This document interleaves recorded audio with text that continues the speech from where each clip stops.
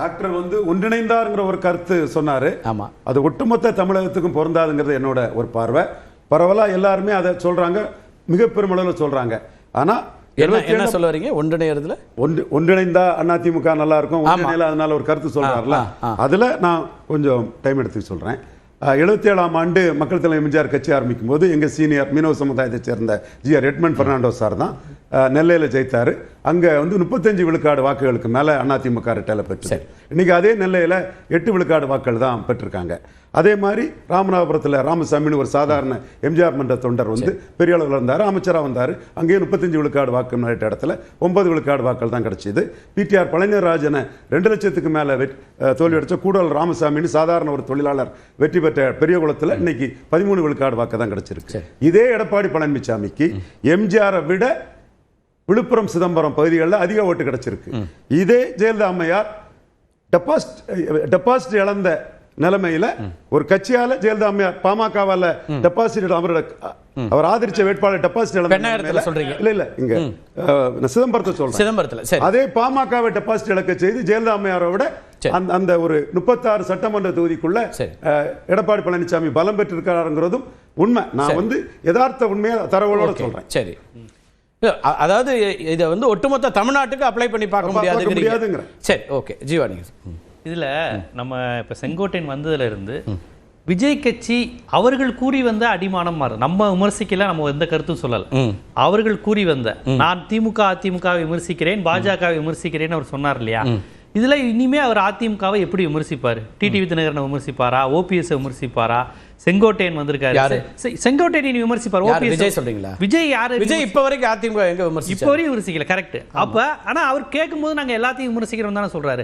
அந்த கான்செப்ட் வந்து அடிவாங்க. அவர் ரொம்ப தெளிவா பிரதானமான எதிரி இப்ப திமுக, அதிமுக சீன்ல இல்லைங்கிறாரு. அவரு இது வரைக்கும் விமர்சனங்களை பெருசா வைக்கலையே, பெரிய லெவல்ல அவர் வைக்கல. ஒண்ணே சொன்னாரு, பாஜகவோட கூட்டணிக்காக அவங்கள ஒரு தடவை விமர்சிச்சாரு.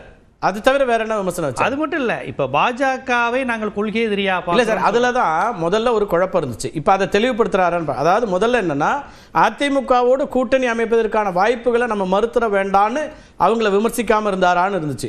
இப்ப கூட்டணி இல்லைங்கிறத செங்கோட்டையனை அழைத்ததன் மூலமா சொல்லி, அதே நேரத்தில் அதிமுக ஆதரவு வாக்குகளை தன் பக்கம் ஈர்ப்பதுங்கிற அந்த ஸ்ட்ராட்டஜிக்கு வந்துட்டாரா அப்படின்னா அதுல முதல் கட்ட சக்சஸ் செங்கோட்டையன்.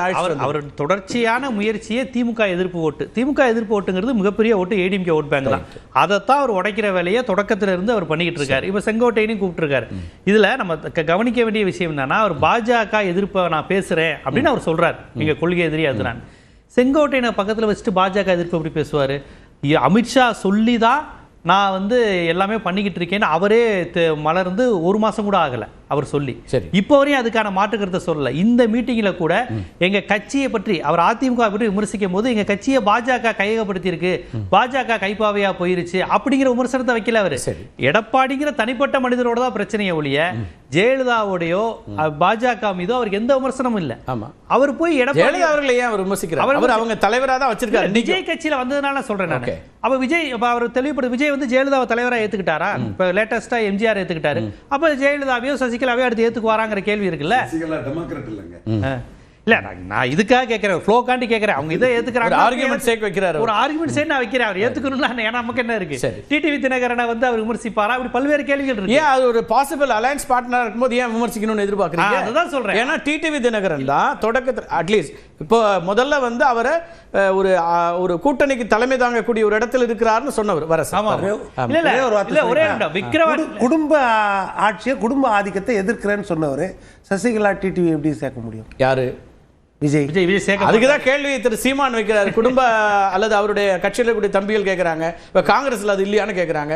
காங்கிரஸ் கூட தான் அவர் விமர்சிக்கல. சீமான் விஜய் கேக்குறது சொல்ல, விஜய்க்கு தான் சொல்றேன். விஜய் காங்கிரஸே கூட நீங்க காங்கிரஸ் சேர்க்கலையே, இப்ப நீங்க சேர்த்துவாங்கன்றீங்க. ஒருவேள வாய்ப்பு இருக்குதுன்றீங்க. வாய்ப்பு இருந்தா இந்த விமர்சனம் டிடிவி தினகரன் சொல்றார். இந்த விமர்சனம் வரும் இல்ல, இந்த விமர்சனம் வரும் இல்ல. அதாவதுங்க விக்கிரவாண்டியில முதல்ல அவர் பேசினதோட இன்னைக்கு உள்ள நிலையை நீங்க யோசிச்சு பாத்தீங்கன்னா நான் பேசுறதுடைய இடைவெளி புரியும். அந்த இடைவெளி அவர் நிறைய குறைச்சிட்டாரு. திராவிட கட்சிகளுக்கு 2 திராவிட கட்சிக்கு மாற்று, பாஜக எதிர்ப்பாளன், இது எல்லாமே இப்ப அவர் குறைஞ்சிட்டு வருது. அமித்ஷாவுடைய நபரா எடப்பாடியை கோவித்து கொண்டு அமித்ஷா தான் போனார் செங்கோட்டையன். அவர் எடுத்தோடனே தேவர் ஜெயந்தில டிடிவி ஓபிஎஸ் எல்லாம் ஒருங்கிணைப்போன்னு சொல்லல, அமித்ஷா தான் போனாரு. கடைசி வரை அமித்ஷா சொல்லிதான் எல்லாத்தையும் செஞ்சேன்னு தான் அவர் சொன்னார். அதே போல டிடிவியே ஒன்றும் பிஜேபியை விமர்சிக்கல, நயினார் நாகேந்திரன் தான் டிடிவி விமர்சிச்சாரு. ஓபிஎஸ்க்கும் நயினாருக்கு தான் பிரச்சனையே ஒழிய அண்ணாமலைக்கு உங்களுக்கு பிரச்சனை கிடையாது. ஆளுநருடைய செயல்பாடுகள் மாநில சுயாட்சிக்கு எதிராக இருக்குன்னு இதுவரை இவங்க எல்லாம் கருத்து சொன்னதே கிடையாது. அப்ப இவர்களை எல்லாம் உங்க கட்சியில சேர்த்துக்கிட்டு உறுப்பினர் ஆக்கிக்கிட்டு அல்லது கூட்டணி வச்சுக்கிட்டு அப்புறம் இவர் என்ன ஆளுநர் எதிர்ப்பு பேசுவாரு, என்ன திராவிட கட்சியில். ஆனா இன்னைக்கு ஒரு விஷயம் வைக்கிறார்ல திரு செங்கோட்டையன் வைக்கிறதுல இருந்து அவர் என்ன சொல்றாரு, திமுக வேற இல்ல அதிமுக வேற இல்ல, ரெண்டும் ஒண்ணுதான் ஒரு புள்ளி எடுத்துட்டு வர. அப்ப ரெண்டு பேரையும் ஒன்னா எதுக்குற இடத்துக்கு தான் திரு விஜய் இருக்காரு, அங்க நான் வரேன் அப்படிங்கிறாரு. அப்புறம் சொல்றாரு கவர்னர்ட்ட போய் புகார் கொடுத்தது யாரு, நடவடிக்கை எடுக்கலையே அப்படின்னு அதுக்கு ஒரு எக்ஸாம்பிளும் அவர் சொல்ற விஷயத்தை சொல்லிட்டு தான் வேகமா எந்திரிச்சு போறாரு அவர். ஏன்னா அடுத்த கேள்வி என்ன கேட்டுருவாங்கன்னு அவருக்கு தெரியும். நீங்க அமித்ஷா சொல்லி தானே செயல்படுறீங்களா ஒரு கேள்வி கேட்டுருவாங்களான்னு தான் வேக வேகமா ஓடுறாரு. ஜெயலலிதா வந்து அக்யூஸ்ட் ஒண்ணு இல்லையான்னு கேட்ட கேள்விக்கு அவர் மனித புனிதர், புனிதமான ஆட்சி, தூய்மையான ஆட்சி நடத்தினாருங்கிறாரு. ஆதவ அதுக்கு பதில் சொல்ல முடியாம எந்திரிச்சு ஓடினாங்க. இது ரெண்டுமே ரொம்ப முக்கியமான கேள்வி. ஏன்னா இது நீங்க வேற யார்ட்டையும் கேட்க முடியாது. எல்லாருக்கும் மாற்றுனா பரிசுத்தமானவர், ஊழல் ஆட்சி ஒழியணும், ஊழல்ல இருந்து விடுபடணும், மதவாத பாஜக ஒழியணும்னு சொல்லிட்டு இன்னைக்கு செங்கோட்டையனை பக்கத்துல வச்சுட்டு எப்படி நீங்க பேச முடியும்? அவர் அமித்ஷாவை ஏற்றுக்கொண்டவர், நீங்கள் விமர்சித்த ஊழல் ஆட்சி என்று முக்கியமான ஒரு கேள்வி. இதை எப்படி அவர் அட்ரஸ் பண்ணுவார்? ஷியாம் சார், ஒரு அடிப்படை விஷயத்தை ஜீவா சுட்டி காமிக்கிறாரு. அமித்ஷா அவர்கள் தான் நீங்க ரெண்டு சந்திப்புகள் எடப்பாடி பழனிசாமி விரும்பவில்லை என்றாலும் கூட அமித்ஷா அவருக்கு அப்பாயின்மெண்ட் கொடுத்து பார்த்தார். அப்படிப்பட்ட இடத்தில் இருந்த திரு செங்கோட்டையன் அதுக்கு பிறகு வெளிப்படையா வந்து நான் சந்தித்தேன்னு சொன்ன செங்கோட்டையன் இன்னைக்கு விஜயோட உட்கார்ந்து பேசுறாருன்னா என்ன நம்பிக்கை வரும்? அப்ப பிஜேபி எதிர்ப்புங்கிறதுல விஜய் உறுதியா இருக்காராங்கிற ஒரு கேள்வி வந்துடாதான்னு ஜீவா முன்வைக்கிறாரு. சரியான கேள்விதான். அதாவது அமித்ஷாவோட ரொம்ப க்ளோஸா இருக்கிறத செங்கோட்டையன் வெளிப்படையா காட்டிக்கொண்டார். ஆனா ஒரு அரசியல்வாதி சில முடிவுகள் எடுக்கத்தானே செய்ய வேண்டியது வரும். அதுல என்ன தவறு இருக்குன்னு எனக்கு புரியல. செங்கோட்டையன் அவர்கள் ஒரு முடிவு எடுத்திருக்காரு, அவரோட அரசியல் எதிர்காலத்துக்கு சேர்த்த முடிவு தானே அது. எஸ். அப்போ நம்ம அவரு செங்கோட்டையன் முடிவை கேள்விக்குள்ளாக்கல, திரு விஜய் மீது இருக்கக்கூடிய அந்த கிரெடிபிலிட்டியோ அல்லது அவர் முன்வைக்கக்கூடிய கருத்துல இப்போ ஒரு கேள்விக்குறி வராதான்னு கேட்கிறாரு. வரத்தாங்க செய்யும். அதை விஜய் கெட் ஓவர் பண்ணணும். இப்போ தாவேக்காவோட குறுக்கூட்டு தோற்றம் என்ன சார்? நண்பா, நண்பி, புரோ, ஜென்சி. உங்க நிகழ்ச்சியிலேயே வந்து தமிழன் பிரசன்னாவை புரோன்னு நான் சொன்னேன். அவ்வளோ பெரிய சிரிப்பலைகள்லாம் அதில் எழுந்துச்சு ஒரு காலகட்டத்தில், சில மாதங்களுக்கு முன்பு.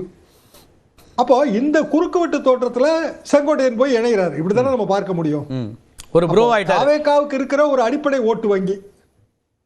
நான் எப்படி அதை புரிஞ்சுக்கிட்டேன் அப்படின்னா, இவங்க இலவசங்கள்லாம் வேண்டான்னு சொல்றவங்க நிறைய பேர் இருக்காங்க சார். இலவசம்லாம் எங்களுக்கு வேண்டாம். அவங்க இலவசங்களால அவங்களுக்கு அவங்க இலவசங்களை எல்லாம் அனுபவிச்சு முன்னேறினவங்களே கிடையாது.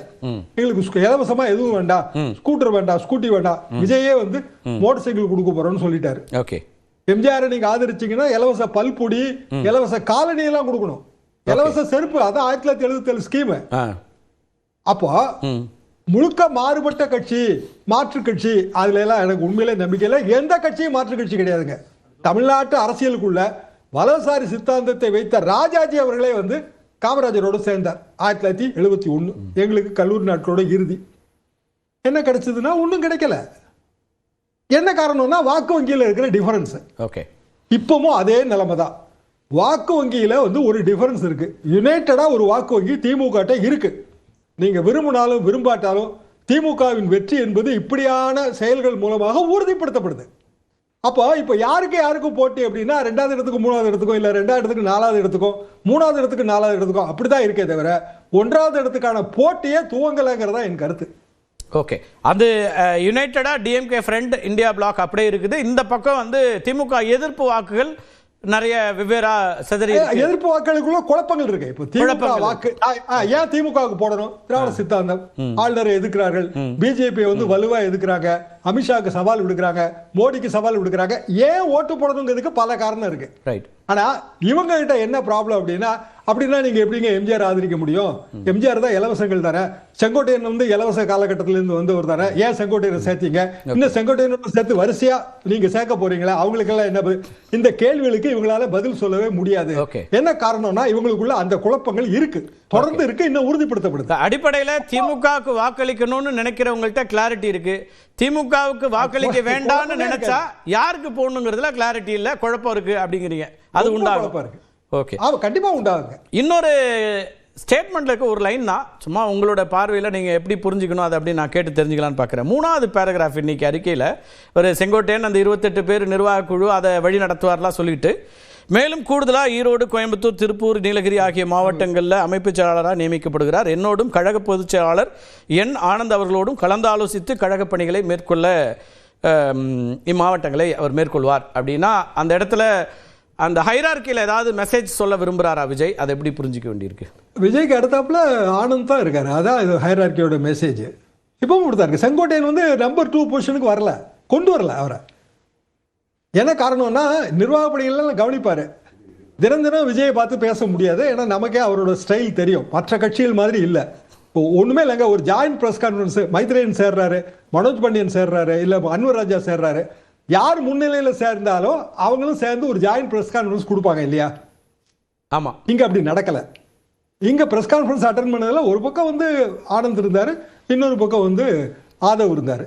அப்ப அவங்களுக்கான இம்பார்ட்டன்ஸ் அதுதான் அப்படி இருக்கு. ஓகே, அதுதான் இந்த இதோட மீனிங்னு நானும் அதை படிச்சு பார்த்தேங்க. நான் அப்படிதான் புரிஞ்சுக்கிட்டேன். அப்ப செங்கோட்டையனுக்கு இது ஒரு பெரிய சரிவு இல்லையா? செங்கோட்டையனுக்கு எனக்கு இதுல அவருக்கு வெற்றி இதுல என்ன சிக்கல் எனக்கு, நான் இதை புரிஞ்சுக்க தான் கேட்கிறேன். திரு எடப்பாடி பழனிசாமி தலைமையை ஏற்க முடியாது, எனக்கு அவர் சரியா இல்லை ஏதோ ஒன்று சொல்றாருன்னு வச்சுக்கோங்களேன். வேறு தலைமைகளை ஏற்க முடியாது, திரு விஜய் தலைமை ஏற்கிறேன், அது ஓகே.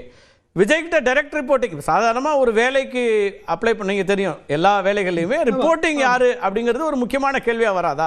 ஏன்னா அவங்களோட எக்ஸ்பீரியன்ஸ், நம்ம எல்லாரும் என்ன பேசிட்டு இருக்கோம், 50 ஆண்டு கால அனுபவம் வாய்ந்தவர், எம்ஜிஆர் காலத்து மனிதர். அப்போ அதுக்கு ஏதாவது ஒன்று இருக்கணும்னு ஒன்று இருக்கும் இல்லையா? அப்போ தானே அதுக்கு வேல்யூ. இப்போ அந்த வேல்யூ இல்லைன்னா அப்போ அவர் சேர்ந்ததுனால என்ன வேல்யூங்கிற அடிப்படை கேள்வி வந்துடாதா? கண்டிப்பாக வரும். அவர் வந்து he should report to Vijay only through Aadhav and Anand. அப்படிதான் கட்சியோட பொதுச் செயலாளர் அவர் தான், அதனால அதுல ஒன்றும் மாற்றம் இல்லை. நான் அதை புரிஞ்சுக்க தான் விரும்பினேன். ஆனந்த் தான் பொதுச் செயலாளர். அப்ப அந்த கட்சியில அவங்க வந்து அடிப்படையா யாரெல்லாம் தொடர்ச்சியா இருக்காங்களோ அவங்களுக்கான இம்பார்ட்டன்ஸா இருக்கு, வர்றவங்க இந்த இடத்துல இருக்காங்கன்னு சொல்றாங்களா? ஒருவேளை வந்து இவர் வந்து வேற ஒரு மூலமாக போயிருந்தார். ரவீந்திரன் அந்த கருத்தை ஆமோதிச்சாரு. ஆர்மி குடும்பத்தை சேர்ந்தவர் தான், அவங்க எல்லாருக்குமே தெரிந்தவர் தான். சரி, அவர் மூலமாக போயிருந்தால் ஆதவுக்கும் அர்ஜுன் நம்ம ஆனந்துக்கும் ஒரு பெரிய மன சங்கடம் அதுல இருக்குங்க. அது போக போக நமக்கு அது தெரிய வரும்.